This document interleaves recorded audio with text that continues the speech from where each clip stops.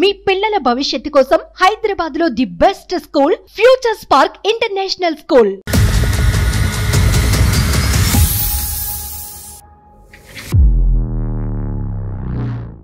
నమస్తే కళ్యాణ్ చక్ర. నమస్తే జయ గారు. వైఫ్ అండ్ హస్బెండ్ మధ్య ఇష్యూనే, సో ఒకసారి కాల్ చేస్తానండి. హలో, శిరీష గారండి?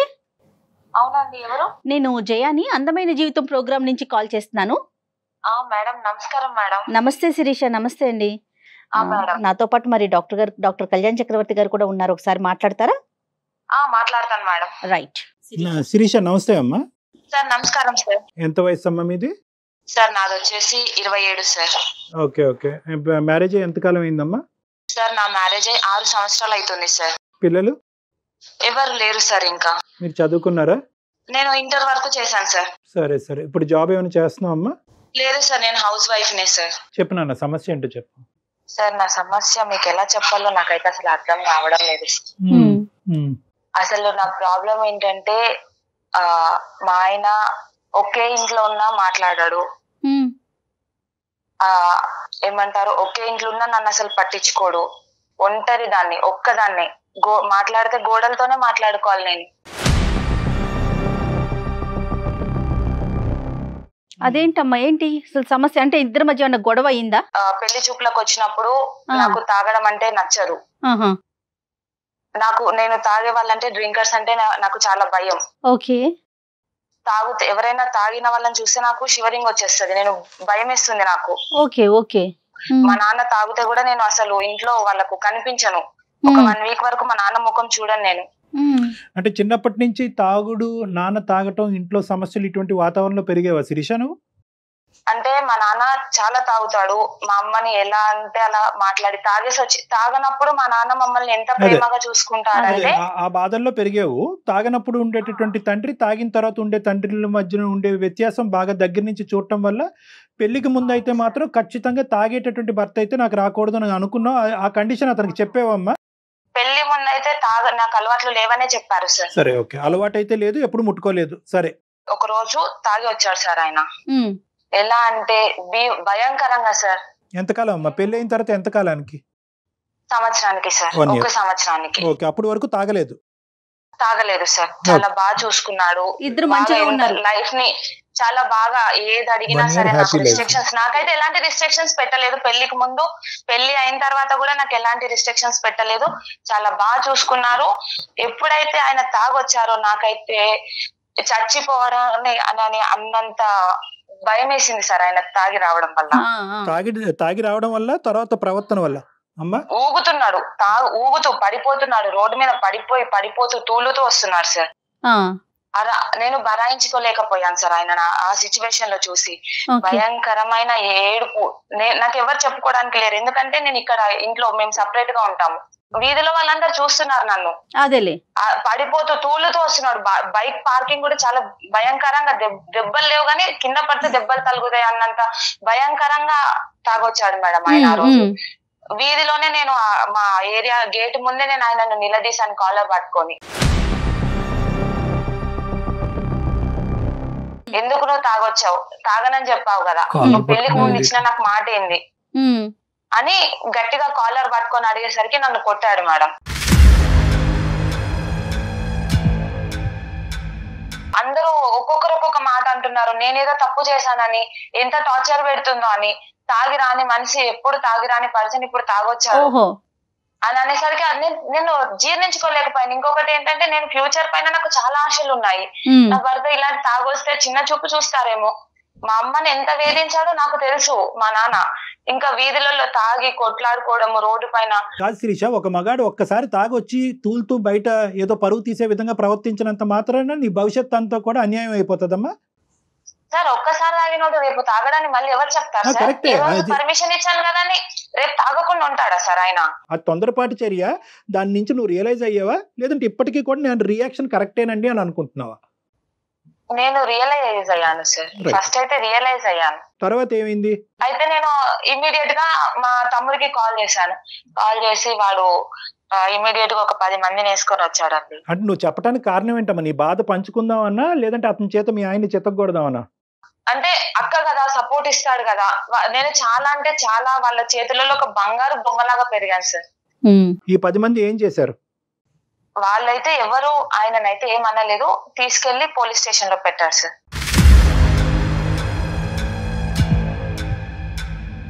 పోలీస్ స్టేషన్ పిఎస్ కి తీసుకెళ్లిపోయారు. ఇలా కొడుతున్నాడు గృహహింస చట్టం కింద అక్కడ పెట్టేశారు. నేను మా హస్బెండ్ ని అంటే తప్పు చేస్తున్నాను అని చెప్పేసి నాలో నేను అనుకుంటున్నాను, అసలు నేను కలల కన్నా ఫ్యూచర్ ఏంది, నేను ఇక్కడ పోలీస్ స్టేషన్ లో నిలబడడం ఏంటి. అయితే అప్పుడు మా తమ్ముడు నన్ను చాలా బెదిరించాడు అనమాట.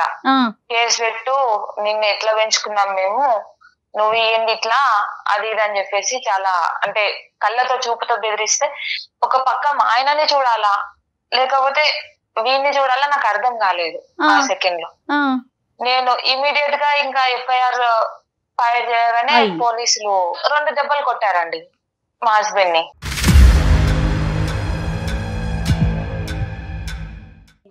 ఇంకా అప్పుడు ఆయన చూసిన చూపు నేను అసలు ఇప్పటికీ నేను మర్చిపోలేను. ఆయన అదే లాస్ట్ చూపు ఆయన నన్ను చూడడం, ఆ కళ్ళతో చూడడం, పోలీస్ స్టేషన్ లో నన్ను అలా చూడడము, మళ్ళీ ఈ సెకండ్ వరకు కూడా ఆయన నన్ను తలెత్తి చూడలేదు. అదే లాస్ట్.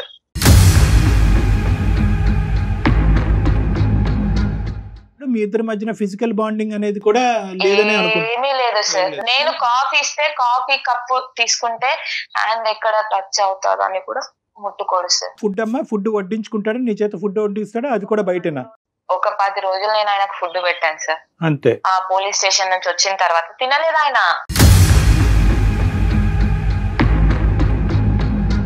ఇప్పుడు మీ ఇంటికి అమ్మా నాన్నలు మీ తరపున కానీ ఆయన తరపున కానీ వచ్చిపోవటాలు ఏం లేవమ్మా? రాకపోకలు లేవా?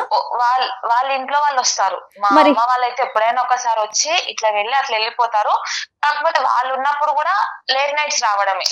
నాతో వచ్చి ఏం మాట్లాడాడు, ఆఫీస్ వర్క్ అని చెప్పేసి నేను కవర్ చేసేస్తాను. ఆయన ఇన్ని సంవత్సరాల ప్రయాణంలో ఎప్పుడు కూడా మీ పేరెంట్స్ ఏంటమ్మా అల్లుడు గారు అంత ముభావంగా ఉంటారు, నీతో ఎలా ఉంటున్నారు, మాతో అలా ఎందుకున్నారు, పెళ్ళైనటువంటి 1 సంవత్సరం బానే ఉండేవారు కదా, ఇప్పుడు ఎందుకు అలా ఉన్నారనే బేసిక్ క్వశ్చన్ రాలేదమ్మా మీ పేరెంట్స్ దగ్గర నుంచి? మా వాళ్ళు అడిగారు సార్, మా మా అత్తగారు కూడా కాల్ చేసి అడిగారు. వాడు మాతో బానే మాట్లాడుతున్నాడు, నీతో ఎలా ఉన్నారు. మామూలుగా మా అత్తగారు పిల్లల గురించి అడిగారు. ఆ అత్తయ్య హాస్పిటల్ కి వెళ్తున్నాము, చూపించుకుంటున్నాము అని ఆ మాట చెప్పాను. కానీ ఇంత పెద్ద ఎందుకంటే ఆ రోజు నేను చేసింది తప్పే కదా సార్. సో ఈ బేసికలీ ఈ మొత్తం అంశం నీకు, నీ బ్రదర్ కి, మీ ఆయనకి, ఆ వీధిలో ఉండేటటువంటి మిగతా వాళ్ళకి తప్ప ఇంకెవరికి తెలియదు సార్. నువ్వేంటమ్మా ప్రతిరోజు ఎందుకంటే అతను చాలా సందర్భాల్లో అడుగుంటావు, ఏమయ్యా ఇలా ఉన్నావు అంటే కనుక అతని దగ్గర నుంచి వచ్చిన సమాధానం ఏంటి? ఏదైనా సమాధానం వస్తుందా? Mobile silence.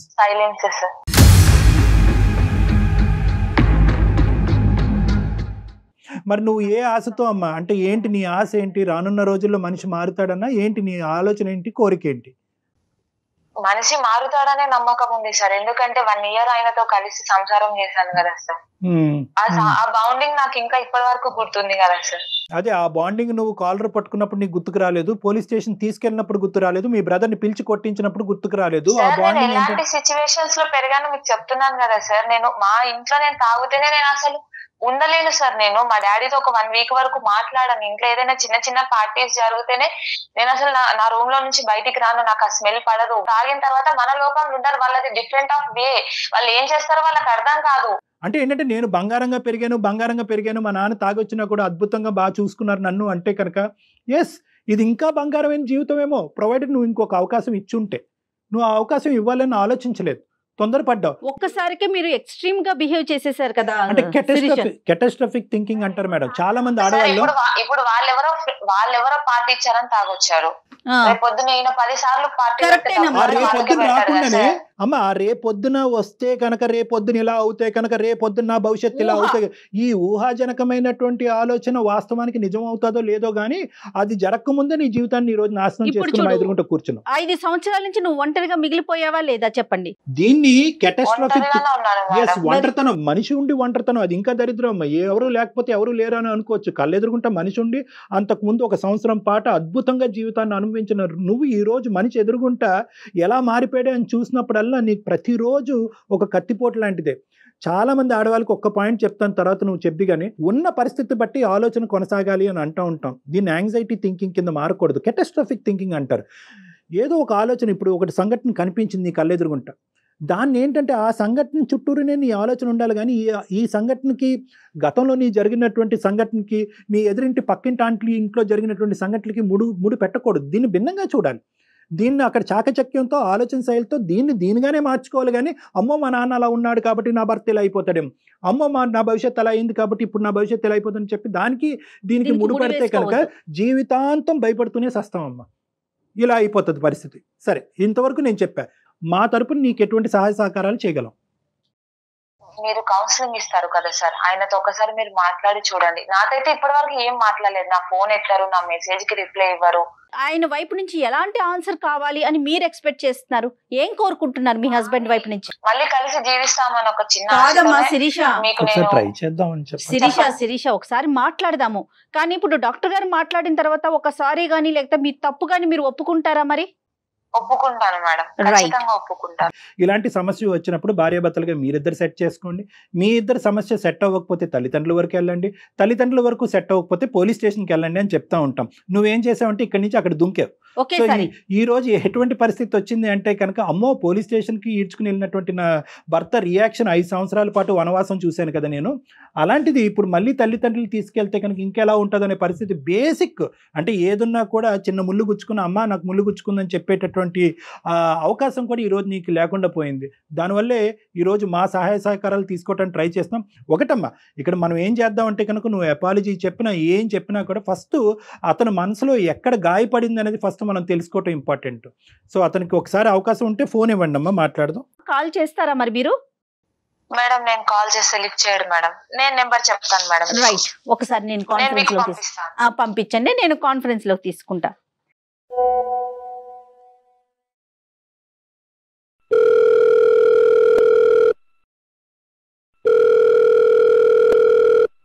హలో, రాజు గారండి? అవునండి, ఎవరు? నేను జయానండి, అందమైన జీవితం ప్రోగ్రామ్ నుంచి కాల్ చేస్తున్నాను.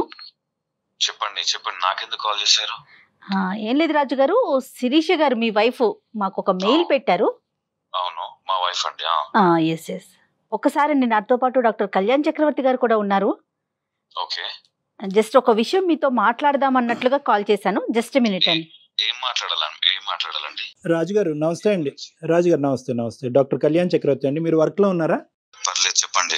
ఏం లేదు. చాలా దుఃఖంలో ఉంది అమ్మాయి, మీ వైఫ్. అంటే 6 years బట్టి 5 years బట్టి అనుకుంటాను సుమారుగా. ఏదో ఒక సంఘటన తర్వాత భార్యాభర్తలుగా మీరిద్దరు ఒకే ఇంట్లో ఉన్నా కూడా మీ ఇద్దరి మధ్యన ఎటువంటి సంబంధం లేదు, ఒక ఆలోచన లేదు, ఆఖరికి ఒక కంటి చూపు కూడా లేదు అనేటటువంటి ఒక చెరసాల, ఒక జైల్లో ఉంటున్నానండి అని ఆ అమ్మాయి అంది. మీరు మాట్లాడి ఇప్పుడు ఏం చేస్తారండి?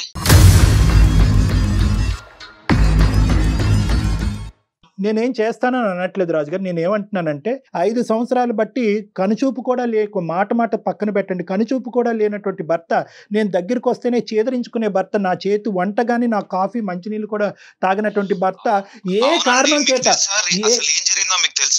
అందు గురించే మీకు చేశాను రాజుగారు. సరే, నేను తాగాను అని చెప్పింది, మీరు మీకు చెప్పిందో లేదో నాకు తెలియదు. తాగాను, కొట్టాను. సమాజంలో ఎక్కడ తాగట్లేదా? భర్తలు భార్యలను కొట్టట్లేదా సార్? చెప్పండి. లేదు, అలా కాదు. ఆ అమ్మాయి హైపర్ గా రియాక్ట్ అయింది, అది నేను కాదనట్లేదు. మీరు ఎందుకు ఆ రోజు సంవత్సరం వరకు బాగున్న రోజు మీరు ఎందుకు ప్రామిస్ బ్రేక్ చేశారు? లేదంటే ఇలా ఫ్రెండ్స్ తోనే ఎక్కడో ఒక పార్టీ ఉంది, ఒక్కసారికి తాగుతాను అనేటటువంటి ఆలోచన ఆ అమ్మాయికి ముందే చెప్పారా? ఆ అమ్మాయి కంగుతుంది, హైపర్ గా రియాక్ట్ అయింది. చుట్టుపక్కల వాళ్ళందరూ కూడా అది ఇది అని చెప్పి నూరు పోసారు ఆ అమ్మాయి మైండ్ లో. ఆ అమ్మాయి కాలర్ పట్టుకుంది, మీరు చేయి పెట్టి కొట్టారు, వాళ్ళ తమ్ముడు వచ్చారు, పోలీస్ స్టేషన్కి వెళ్ళారు. మీరు ముందుగానే ఎందుకు ఆ అమ్మాయికి చెప్పలేదు? సార్, పెళ్ళైనా ఒక 6 నెలలు నేను అప్పటివరకు నేను ఎంత బాగా చూసుకున్నానో ఏంటనేది ఒక చిన్న ఒకేషన్ వచ్చి చిన్న పార్టీ ఉండి నేను తాగడం అక్కడ జరిగింది. దానికి ఎక్స్క్యూజ్ చేయలేదు సార్? చేయలేదా? కరెక్ట్ రాజుగారు మీరు చాలా బాగా చూసుకున్నారని చెప్తా ఉంది తను కూడా. అది అందులో అసలు ఎటువంటి సందేహం లేదు. ఆ పార్టీకి వెళ్తున్నారని చెప్పారండి. పార్టీకి వెళ్తున్నారు ఫ్రెండ్స్ తో, ఇలా తాగే పరిస్థితి ఉంది. ఎందుకంటే ఆ అమ్మాయి ఒక రియాక్షన్ అంతకు ముందు కూడా చెప్పుకుంటుంది. వాళ్ళ ఫాదర్ ఆఫీస్ నుంచి డైరెక్ట్ అక్కడికి వెళ్ళిపోయాను.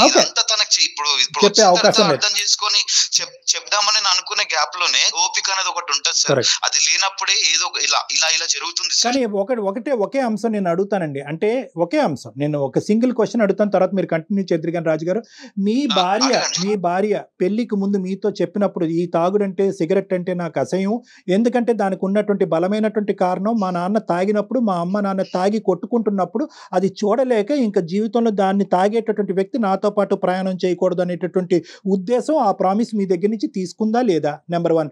నెంబర్ 2, ఒకప్పుడు ఇలా ఫ్రెండ్స్తో పాటు తాగితే మీ వైఫ్ యొక్క రియాక్షన్ ఇలా ఉంటుందని అనుకున్నారా, లేదంటే ఈ ఒక్కసారికి ఓకే అన్నట్టు వదిలేస్తుంది అనుకున్నారా? మీరు ఏ ఎక్స్పెక్టేషన్తో తాగారు, ఏ ఎక్స్పెక్టేషన్తో ఇంటికి వచ్చారు? సార్ ఇప్పుడు మీరు తాగడం దాన్ని ఇప్పుడు హైలైట్ చేస్తున్నారా? లేదు, హైలైట్ చేయట్లేదు, ప్రామిస్ని హైలైట్ చేస్తున్నాను. బిఫోర్ మ్యారేజ్ మీరు మాట్లాడుకున్న విషయాన్ని హైలైట్ చేస్తున్నారండి, అంతే. సార్ ఇప్పుడు ఏదైతే నేను తాగిన మాట, అవన్నీ కొట్టిన మాట, ఇది నిజమే. ఒక చిన్న రిలాక్సేషన్ కోసం అని చెప్పి నేను తాగడం జరిగింది సార్. కేవలం నా భార్య వల్లే సార్. నేను ఇప్పటికీ తాగుతాను సార్, నేను తాగుతాను.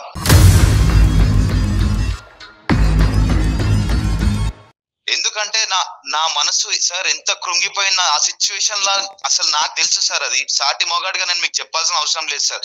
అసలు ఆ పరిస్థితుల్లో ఏం జరిగింది సార్, ఆ స్టేషన్ లో కంప్లైంట్ ఇస్తే పోలీస్ వాళ్ళు కాపురం చేస్తారు సార్ వచ్చి.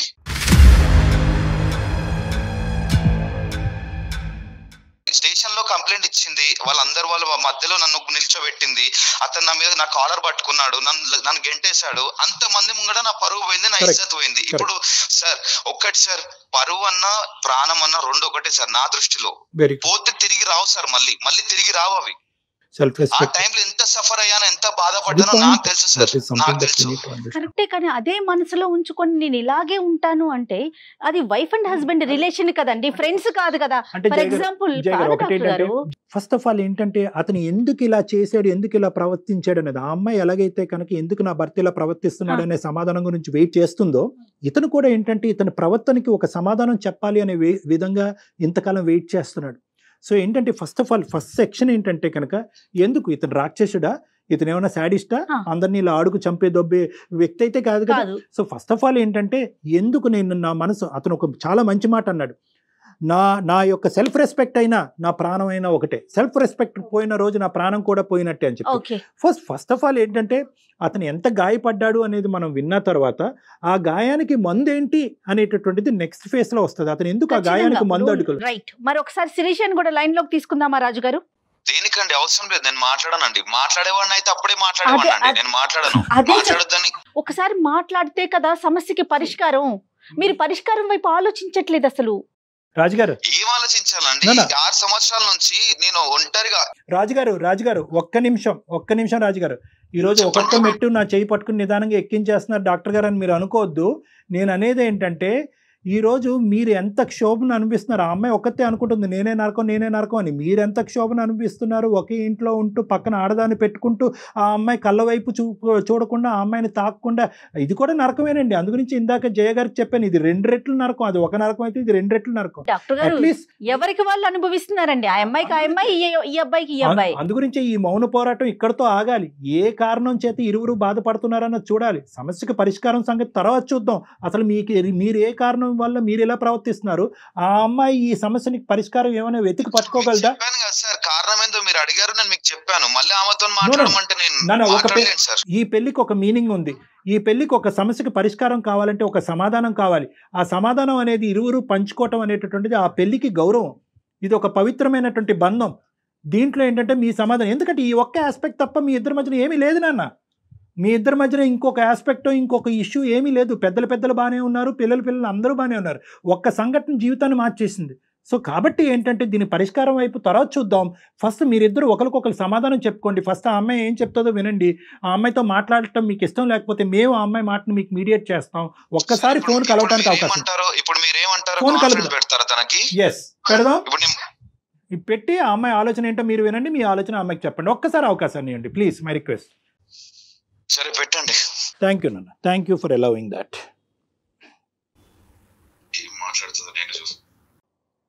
హలో శిరీష. అమ్మా రాజుగారు లైన్ లో ఉన్నారు మా, మీ హస్బెండ్. ఒకసారి శిరీషతో మాట్లాడండి.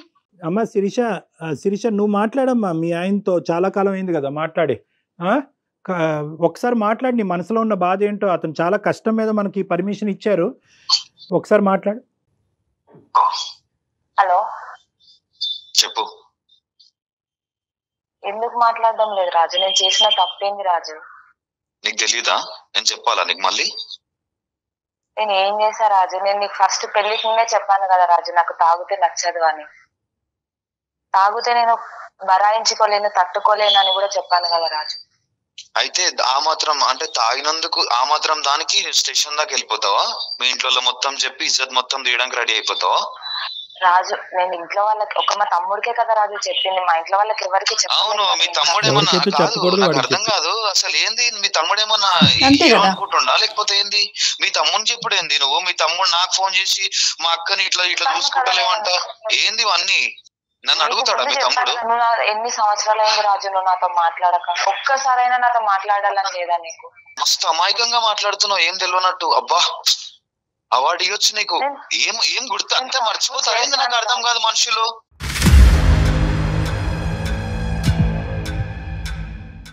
ఏం చేసినా గుర్తులేదా? ఏం చేసినా అని అడుగుతున్నావు మళ్ళీ. నేను తప్పని ఒప్పుకుంటున్నా కదా రాజు, నాతో మాట్లాడచ్చు కదా.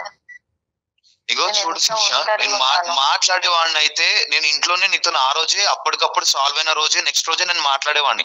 అది నాకు ఎంత గట్టిగా గుచ్చుకుందో నా గుండెకి నాకు తెలుసు. అర్థమవుతుందా?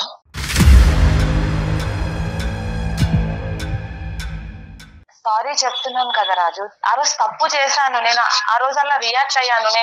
నేను చెప్పకుండా చేస్తే తప్పు కదా. ఏంటి తప్పు? ప్రతి ఒక్కరు చేస్తారు. నేను చేసినప్పుడు నువ్వు క్షమించావా? నేను ఏదో లైట్ గా నేను ఆ రోజు లేట్ వచ్చినందుకు నువ్వు ఎందుకు లేట్ వచ్చావు అని చెప్పి నా కాలర్ పట్టుకుంటావు నువ్వు. నేను తప్పు చేశాను. చిన్న విషయం తీసుకోలేకపోయాను రాజు అట్లా. నేను అసలు అలా చూడలేకపోయాను. నేను నా ఫ్యూచర్ ప్లాన్స్ అన్ని కొలాప్స్ అయిపోయా అనుకున్నాను అక్కడే. నేను ఏమైనా చెప్పు శిరీష, నీకు ఒక్కటే మాట చెప్తా. నువ్వు ఎప్పుడైతే స్టేషన్ పోయినావో అప్పుడే ఇక నాకు నా మనసు ఇరిగిపోయింది.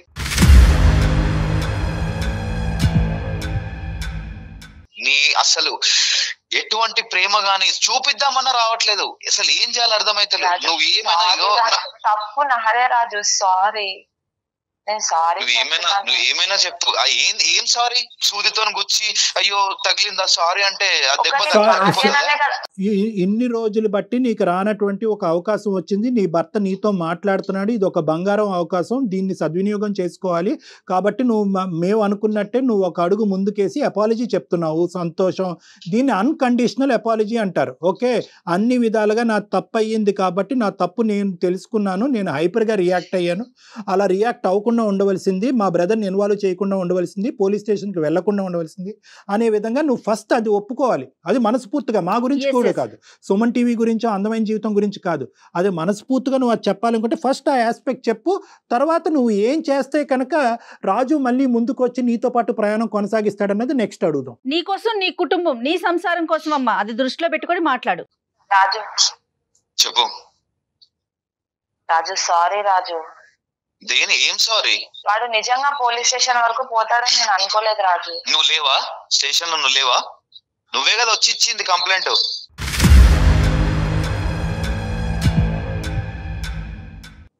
అన్ని తనే రాజు. ఒక్క నిమిషం శిరీష, ఒక్క నిమిషం. ఆ అమ్మాయి కావాలని చేసిందా, తెలివి తక్కువతనంతో ఇమ్మెచ్యూరిటీగా చేసిందా అనేది ఒక్కసారి ఆలోచించుకో. నేనైతే మాత్రం 210% తెలియక చేసింది, అనాలోచితంగా చేసింది, చుట్టుపక్కల వాళ్ళు ప్రేరేపించడం వల్ల చేసింది. కాబట్టి ఆ సబ్జెక్ట్ని ఇక్కడితో వదిలేద్దాం. ఆ అమ్మాయి అన్కండిషనల్ అపాలజీ 100 సార్లు చెప్పింది. ఈ అపాలజీని నువ్వు యాక్సెప్ట్ చేసి ఈ జీవితాన్ని ముందు కొనసాగటానికి నీ యొక్క కండిషన్స్ ఏంటో చెప్పు. Will conclude on this. ఎక్కడైతే నా ఇజ్జత్ స్టేషన్ లో తీసిందో అక్కడే వాళ్ళ తమ్ముడు ఆమె ఇద్దరు వచ్చి నా కాళ్ళు పట్టుకునే దాకా అందరి ముందు, ఎక్కడైతే నా ఇజ్జత్ పోయిందో, పరువు పోయిందో, అక్కడే అందరి ముందు వచ్చి నా కాళ్ళు పట్టుకుని నాకు క్షమాపణ అడిగితే నేను క్షమిస్తాను మేడం. సార్ నేను చెప్తాను సార్, మా తమ్ముడిని పిలిపించి ఎలా చెప్పించమంటారు సార్? సారీ. ఇప్పుడు నువ్వు కాలు పట్టుకుంటావు సరే, మీ తమ్ముడు కూడా ఉన్నాడు కదా దీనికి. మీ తమ్ముడు స్టేషన్ దాకా తీసుకెళ్లి అందరు ముంగడు చేస్తే మీ తమ్ముడు కూడా ఉన్నాడు కదా. ఒకటి తమ్ముడు క్షమాపణ చెప్పాలి అనేది ఒకటి, రెండోది ఏంటంటే తమ్ముడు ఏంటి అది పోలీస్ స్టేషన్ లో చెప్పాలా? అవును సార్, పోలీస్ స్టేషన్ లో చెప్పారు. ఇది కరెక్ట్ కాదు కదా ఇది కరెక్ట్ డాక్టర్ కాదేమో గారు. రాజు. ఇది ఎక్కడి న్యాయం డాక్టర్ గారు? అంటే నేను నీకు ఎట్లా చెప్తానని కంఫర్టబుల్ చెప్తున్నాను. గా ఉంటే అదేది కరెక్ట్ ఏదో రాంగ్ ఏదో నువ్వు చూసుకుంటావు అలా అన్నమాట. కాదు, అలా కాదు. నీ మరి చేతిలో మిగతాలో- తను జుట్టు పెట్టిందని చెప్పి నువ్వు ఇష్టానుసారం మాట్లాడటం కాదు రాజు. చెల్లెల జీవితం ఇలా అవ్వాలని కోరుకుంటూ ఎవడు చేయడు. ఇంటికాడ చెప్తే సారీ రాజు, యాక్సెప్ట్ చేస్తాను అనుకుంటున్నాను. రాజు రాజు. రాజు మీరు కొంచెం ఒక్క మెట్టు తగ్గాలి రాజు ప్లీజ్. ఎందుకంటే నాకు ఒక్క అంశం చాలా బాగా అర్థమైంది. 5 సంవత్సరాల పాటు ఇంత వాడి వేడితో మీరు ఇద్దరు కలిసి ఉన్నారంటే మీ ఇద్దరి మధ్యన ప్రేమ అనేటటువంటి సబ్జెక్ట్ అయితే ఉంది ఖచ్చితంగా. కాబట్టి రాజు రాజు ఓకే ఓకే ఓకే. ప్లీజ్ రాజు మీరు ఒక్కసారి ఆలోచించండి. ఇప్పటికైనా కూడా ఆ అమ్మాయి అపాలజీ చెప్పింది, తమ్ముడి చేత అపాలజీ చెప్పిస్తానంది, కథ సుఖాంతం అని నాకు అనిపిస్తుంది. ఎవరికి వాళ్ళు ఒక మెట్టు తగ్గితే సంసారం అనేది ముందుకెళ్తదండి. ఇంకెవరు పెద్దవాళ్ళు ఇన్వాల్వ్మెంట్ అక్కర్లేదు. ఎవరి ఇన్వాల్వ్మెంట్ ఉండదు ఇందులో. ఇంకెవరు అది. అక్కర్లేదు, ఇంకెవరు పెద్దవాళ్ళు అక్కర్లేదు. మీ సరే ముగ్గురు మేడం. కూర్చోండి. మీరు చెప్పిన దానికి ఓకే మేడం, నేను కాదనట్లేదు. బట్ ఇది మళ్ళీ రిపీట్ అయితే మాత్రం చాలా కష్టం మేడం. బాబు రిపీట్ అవ్వకూడదు, మేము తేల్చిన రిపీట్ అవుతాయి. 5 సంవత్సరాలకే ఇంత టైం పట్టింది. Right. ఓకేనమ్మా, all the best Shirisha. Thank you sir, thank you so much sir. All the Okay best అమ్మా, రాజు. నమస్తే. జాగ్రత్త జాగ్రత్త, మెచ్యూర్ గా ఆలోచించు. బాయ్ అమ్మా. Thank you sir, thank you sir, bye sir. Thank you so much thank you Kalyan Jaya garu. Garu. నమస్తే. సుమన్ టీవీలో మీ పర్సనల్ అండ్ బిజినెస్ ప్రమోషన్స్ కోసం కింది నెంబర్కి కాంటాక్ట్ చేయండి.